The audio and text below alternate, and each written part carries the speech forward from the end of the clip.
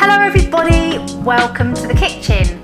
Now today I've got a classic cake for you which you're going to love, and it's my red velvet cake. So the first thing that we need to do is cream our butter and sugar together. Okay, so sugar goes in and in goes the butter. So this is softened butter. Get everything to room temperature before you begin.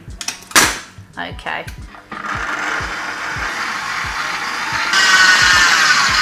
It's quite good just to scrape it down halfway through.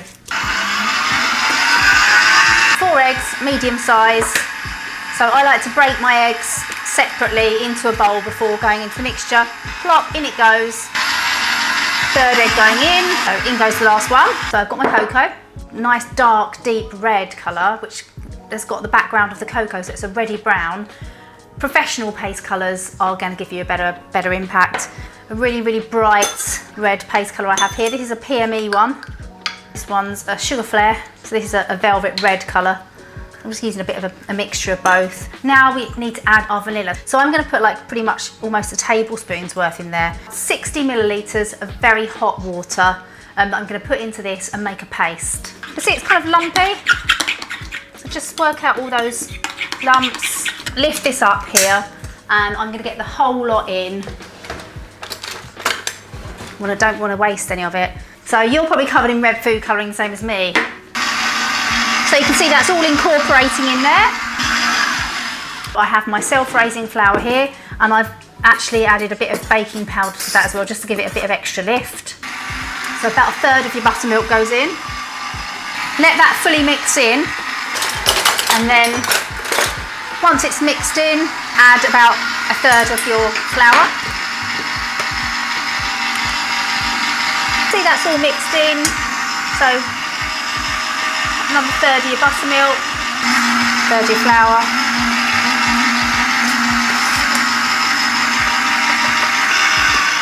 Then the last bit of my buttermilk, get it all in. Rest the flour. Now we add bicarbonate of soda and white vinegar, and this is going to activate with all the ingredients, and it's going to help it to rise. 1.5 teaspoons of our bicarbonate of soda, 1.5 teaspoons to a couple of teaspoons of white vinegar. It's all fizzy. Mix that around until it's nice and smooth. There. Okay, so that's all mixed together. There we go. So you can see a lovely colour. It smells really lovely and chocolatey and vanilla-y. So now I just need to divide this in between 3 cake tins. I'm going to do my other 2 tins. Now the most important thing about when you're making red velvet cake is do not open the oven for at least 25 minutes. Put them in the oven now, 25 minutes. After 25 minutes, they should be sort of shrinking away from the edge, and a cake tester will come out clean from the centre.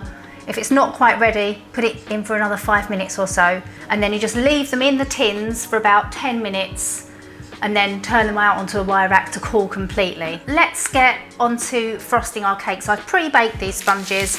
I do like to always trim the kind of like ridges or dips on my cakes. You can do this with a large bread knife. I'm going to use some of the lovely crumbly bits for the decoration. Red velvet cake is always made with a cream cheese frosting, so that goes in at the end. Icing sugar into my mixer. Unsalted softened butter. Start on slow. Slosh of some vanilla bean paste. About halfway through, I'm just going to scrape the sides down.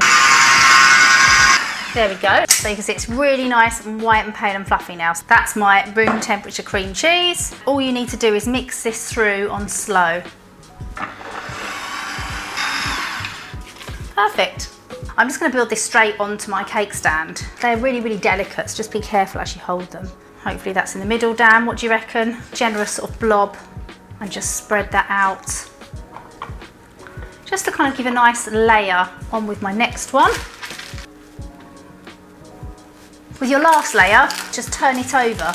Make sure it's kind of all as central as it can be. I want to kind of get a bit of a neater finish on mine, so I'm just going to put a bit more icing on the top there. Smooth it all off. Just go over with a very thin coat, which is a crumb coat essentially. So that just seals in all those crummy bits. There we go. So I'm going to put this in my fridge have a bit of a clear away, and then come back and just put the rest of my frosting all over the cake and make it look really pretty with some nice crummy sprinkles. So that just had literally 10 minutes in my freezer, and it's nice and firm. I want a fresh palette knife. So I'm just going to dump frosting on top. Use the palette knife again at the same sort of angle, and I'm letting it sort of fall over the sides, cascading like a lovely cascade of cream cheese frosting. And once it goes over the side, then change your angle, and I'm just going round like that and encouraging the frosting to cover over the side. So you always keep your palette knife at like a 90-degree angle when you're working on the side. So I'm just making sure that it's kind of going right down to the bottom of the cake, roughly smooth off the side. And then, well, there's two ways you can do it, and I'll show you both. You can just take a smaller palette knife and go round and round and round and round and round and round and round like this until you kind of start where you lifted off, and you just basically let the kind of knife come up. That's one way you can do it. Or I'm going to show you how to do a nice sort of sprinkly band around the bottom. Smooth it back off again. Lovely crumb that we had earlier. Just make sure you haven't got any like really big bits. Just take some crumb in my hand and then just put it up against the side of the cake around the bottom like this, and just let it kind of like be a bit wavy. That kind of gives you a little red velvet cakey crumb band around the bottom. For the top, I quite like to just do a really nice swirly pattern that goes all the way around the top from the outside inwards. So you can use a butter knife if that's all you've got, or a small spoon. Start at the edge, make an indentation of the frosting. Once you get back to where you started, just then continue in, and then it sort of just be all flicky and swirly. Pop. That's my lovely, luscious, soft, delicious red velvet cake. Happy baking. Bye.